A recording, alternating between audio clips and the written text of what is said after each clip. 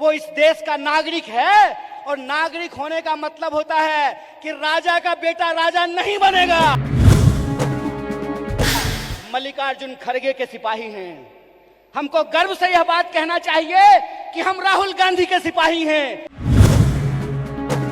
देश की बागडोर एक ऐसे इंसान के हाथ में है जो अपनी पत्नी की जिम्मेवारी ना उठाया हो, वो देश की जिम्मेवारी उठाएगा। इसलिए बीजेपी क्या है, मोदी जी क्या हैं, आरएसएस क्या है, मैं इन चीजों पे अपना वक्त जाया नहीं करना चाहता। प्रधानमंत्री जी को भी दो आंख है और गधा को भी दो आंख होता है। इस देश में सत्य का शासन हो और सत्ता पे बैठे हुए लोगों का जो अहंकार है, हमारा विचार है इस देश का संविधान की प्रस्तावना, कम्युनिकेशन बिल्कुल साफ है कि यह देश सबका था, सबका है और सबका रहेगा। ये मंच सिर्फ और सिर्फ आरएसएस और बीजेपी को कोसने के लिए है। ये मंच सिर्फ और सिर्फ मोदी जी क्या कर रहे हैं इसके बारे में बताने की है, क्योंकि वो तो आप सब लोग जानते हैं। वो आप सब लोग इसलिए जानते हैं कि इस विपरीत परिस्थिति में भी वह पथ क्या, पथिक कुशलता क्या, जिस पथ में बिखरे सूल ना हो, नाविक की धैर्य परीक्षा क्या, जब धाराएं प्रतिकूल ना हो। इस दौर में भी कोई इंसान अगर भारतीय राष्ट्रीय कांग्रेस का झंडा उठाए हुए है, इस दौर में भी कोई नौजवान अगर यूथ कांग्रेस का झंडा उठाए हुए है, इस दौर में भी अगर कोई विद्यार्थी एनएसयूआई का झंडा उठाए हुए है, इसका मतलब वो सत्ता के लिए नहीं, सत्य के लिए संघर्ष कर रहा है। इस बात को हमको याद रखना चाहिए। इसलिए बीजेपी क्या है, मोदी जी क्या हैं, आरएसएस क्या है, मैं इन चीजों पे अपना वक्त जाया नहीं करना चाहता हूं। अपनी जिम्मेवारी समझनी पड़ेगी। कितना गंभीर दायित्व आपके कंधे पे है, इस बात को आपको समझना पड़ेगा। आज देश की बागडोर पंडित जवाहरलाल नेहरू के हाथ में नहीं है कि जिन्होंने किताब लिखी थी डिस्कवरी ऑफ इंडिया। आज देश की बागडोर डॉक्टर बाबा साहब भीमराव अंबेडकर के हाथ में नहीं है, जो विदेश पढ़ करके आए थे और इस देश की ड्राफ्टिंग कमेटी में कॉन्स्टिट्यूशन को लिखने का काम किया, बनाने का काम किया। आज देश की बागडोर 23 साल की उम्र में हंसते हंसते फांसी के फंदे पे झूल जाने वाले शहीद आजम भगत सिंह के हाथ में नहीं है।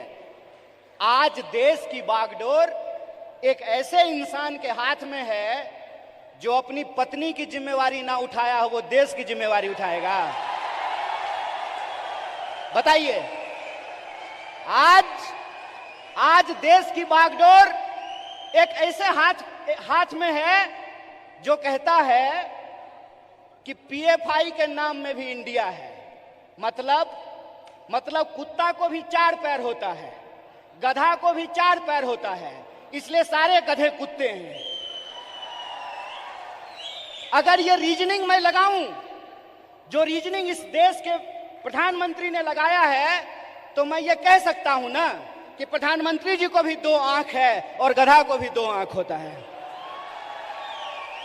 बोलिए, मैं ये बात क्यों कह रहा हूं? मेरा कोई मकसद नहीं है कि मैं भाजपा, मोदी की कितनी गंभीर परिस्थिति में आज हम खड़े हैं, इतनी गंभीर परिस्थिति में खड़े हैं कि संस्थाओं को तो छोड़ दीजिए, व्यक्तियों को भी बोलने का अधिकार नहीं है। इसीलिए जब आज आप यूथ कांग्रेस का झंडा अपने हाथ में उठाए हुए हैं, जब आप कहते हैं यूथ कांग्रेस जिंदाबाद, इसका क्या मतलब है? इसका मतलब यह है कि जिस देश की 55% आबादी नौजवान हो, जिस देश में दुनिया का हर 5वां युवक भारतीय हो, जिस देश में 45 साल में सबसे ज्यादा बेरोजगारी हो, और जिस देश में जिस दिन कारगिल विजय दिवस मनाया जा रहा था, उससे ठीक कुछ दिन पहले कारगिल में लड़ने वाले शहीदों के परिवार के साथ कैसी नग्नता की गई है, ये वीडियो आप लोगों ने देखा है। इसीलिए आप अपनी जिम्मेवारी को समझिए। आप इस गंभीर समय में जो आपकी भूमिका है उसको आपको समझने पड़ेगी। और मेरा मानना बिल्कुल साफ है, जैसे बिना विचार की कोई राजनीति नहीं होती है, उसी तरह से बिना नौजवान के, बिना विद्यार्थी के कोई पार्टी सत्ता में नहीं आ सकती है। इस बात को याद रखिएगा। अगर आप चाहते हैं कि इस देश में सत्य का शासन हो और सत्ता पे बैठे हुए लोगों का जो अहंकार है, उस अहंकार को चकनाचूर किया जाए, जिस लोकतंत्र की बुनियाद पर, जिस जमहूरियत के दम पर आज उनको कुर्सी पे बिठाई गई है, अगर आप उनको नीचे उतारना चाहते हैं तो इस बात को आपको समझना पड़ेगा कि इस देश के नौजवानों और विद्यार्थियों को सबसे बड़ी भूमिका निभानी पड़ेगी। इस देश का फर्स्ट टाइम वोटर, जिसके मैसेज में, जिसके स्नैपचैट पे, जिसके इंस्टाग्राम में, जिसके व्हाट्सएप पे झूठ परोस करके, मिस इन्फॉर्मेशन परोस करके उनको गुमराह किया गया है, जब तक उनके सामने हम सच्चाई लेकर के नहीं जाएंगे, जब तक हम घर घर नहीं पहुंचेंगे, जब तक हम स्कूल स्कूल नहीं पहुंचेंगे, विश्वविद्यालय विश्वविद्यालय नहीं पहुंचेंगे, तब तक इस सत्ता पे बैठे हुए लोगों को हम सत्ता से बाहर नहीं कर सकते हैं और लोकतंत्र को बचा नहीं सकते हैं। गांधी का उदाहरण आपके सामने रखें तो किस तरह का एग्जाम्पल हमको देखने का मिलता है। गांधी जी ऐसे नहीं थे कि बुनियाद भारत के कार्यक्रम में आए हैं, कर्नाटक में सरकार भी है तो थोड़ा फोटो वोटो खिंचा करके चल देंगे, ऐसे नहीं होगा। ये मैं आपकी आलोचना नहीं कर रहा हूं, ये मैं अपनी आलोचना कर रहा हूं। गांधीवादी तरीका यह है कि चंपारण में जब किसान लड़ रहे थे तो गांधी जी शहर छोड़ करके चंपारण चले गए, वहीं आश्रम बना दिया, महीनों तक लड़ते रहे और अंग्रेजों को धूल चटा दिया। ये गांधीवादी तरीका है। यह बात मैं इसलिए कह रहा हूं कि शायद लोगों को इस देश के इतिहास को दोबारा जाकर के देखने की जरूरत है। क्यों? क्योंकि हम उस पार्टी से हैं जिस पार्टी ने इस देश को आजादी दिलाई है। अभी कलाकार ने आजादी की बात की, हाथों की आजादी की बात की, देश की आजादी की बात की, तो एक एक भारतीय राष्ट्रीय कांग्रेस के कार्यकर्ता को गर्व से यह बात कहनी चाहिए कि हम वो लोग हैं जो इस देश को आजादी दिलाए हैं और आजाद देश में आजादी को बचाएंगे भी। इस बात को हमको याद रखना है। और अगर हमने इसका संकल्प लिया है तो मैं एक उदाहरण आप लोगों को देना चाहता हूं, खास करके जो हमारी महिलाएं यहां पे बैठी हुई हैं। जब कांग्रेस पार्टी हार गई थी श्रीमती गांधी के नेतृत्व में, तो उस वक्त लोगों ने कहा था कि कांग्रेस समाप्त हो गया है। उसके बाद श्रीमती गांधी बिहार गई थी, जहां से मैं आता हूं। वहां पे एक नरसंहार हुआ था और श्रीमती गांधी हाथी पे बैठ करके गई थी शोषितों से मिलने के लिए, उन नरसंहार के जो पीड़ित थे उन परिवारों से मिलने के लिए।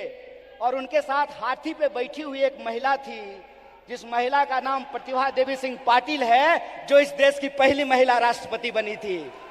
इसीलिए हम कहते हैं, गीता में भी लिखा हुआ है कि कर्म करो, फल की चिंता मत करो। मेरा विचार है इस देश का संविधान की प्रस्तावना, और प्रस्तावना कहता है हम भारत के लोग भारत को प्रभुत्व संपन्न, समाजवादी, धर्मनिरपेक्ष और लोकतांत्रिक गणराज्य बना करके रखना चाहते हैं। इसीलिए जब ये विचारधारा हमारे पास है, इस देश को आजादी दिलाने का इतिहास हमारे पास है, और आज के वक्त में हमको गर्व से यह बात कहना चाहिए कि हम मल्लिकार्जुन खड़गे के सिपाही हैं। हमको गर्व से यह बात कहना चाहिए कि हम राहुल गांधी के सिपाही हैं, क्योंकि राहुल गांधी ने कहा है डरो मत, कि हमको वैचारिक कार्यकर्ता नहीं मिल रहा है। साहब, गांधीवादी एक तरीका है कि सत्य को किसी गवाही की जरूरत नहीं होती है, और गांधीवादी तरीका यह होता है कि आपको बोलने की जरूरत नहीं है, एक्शन ही आपका कम्युनिकेशन होना चाहिए, आपके एक्शन में वो सारी बातें दिखनी चाहिए। एक बात कहिए कि मैं बहुत महंगा शर्ट पहन करके, मोटा मोटा सोना का सिकड़ी पहन करके, 5 करोड़ का गाड़ी लेकर के आपके पास आऊं और मंच पे खड़ा होकर के गरीबी पे भाषण दूं, आप हम पे भरोसा कीजिएगा? एक्शन ही कम्युनिकेशन होता है। हमको अपने एक्शन को अपना कम्युनिकेशन बनाना पड़ेगा और हमारा कम्युनिकेशन बिल्कुल साफ है। हमारा कम्युनिकेशन बिल्कुल साफ है कि यह देश सबका था, सबका है और सबका रहेगा। यह हमारा संकल्प है। हमारा संकल्प है कि इस देश में पैदा होने वाला कोई भी व्यक्ति, चाहे उसकी जाति कुछ भी हो, इस देश में पैदा होने वाला कोई भी इंसान, चाहे उसका लिंग कुछ भी हो, इस देश में पैदा होने वाला कोई भी मनुष्य, चाहे उसका धर्म कुछ भी हो, वो इस देश का नागरिक है। और नागरिक होने का मतलब होता है कि राजा का बेटा राजा नहीं बनेगा। लोकतंत्र में वोट से तय होगा कि हमारा शासक कौन बनेगा। आखिरी बात बोल करके खत्म करूंगा कि जो नौजवान इश्क नहीं करता वो इनकलाब भी नहीं कर सकता है। जो इंसान मोहब्बत नहीं कर सकता वो परिवर्तन भी नहीं कर सकता है। हम इश्क करेंगे, नफरत को हराएंगे, संविधान की आवाज को बुलंद करके इनकलाब लेकर के आएंगे और हम उस रास्ते पे चलेंगे जिस रास्ते पे महात्मा गांधी ने चला और एकता का संदेश दिया। हम उस रास्ते पे चलेंगे जिस पर पंडित जवाहरलाल नेहरू ने चला और साहस का परिचय दिया। हम उस रास्ते पर चलेंगे जिस पर डॉक्टर बाबा साहब भीमराव अंबेडकर चले और समानता का बात किया। हम भगत सिंह के वासी हैं, हम भगत सिंह के वासिंदे हैं, हम भगत सिंह के वारिस हैं। हमको भगत सिंह के सपनों का देश बनाना है, गांधी के रास्ते पे चलना है और अंबेडकर के विचारों को आगे लेकर के जाना है। हमसे जुड़े रहने के लिए हमारे YouTube चैनल को सब्सक्राइब करें और नई वीडियो की नोटिफिकेशन के लिए बेल आइकॉन को दबाएं। अगर आप ये वीडियो Facebook पर देख रहे हैं तो लाइक जरूर करें और ज्यादा से ज्यादा शेयर करें। धन्यवाद।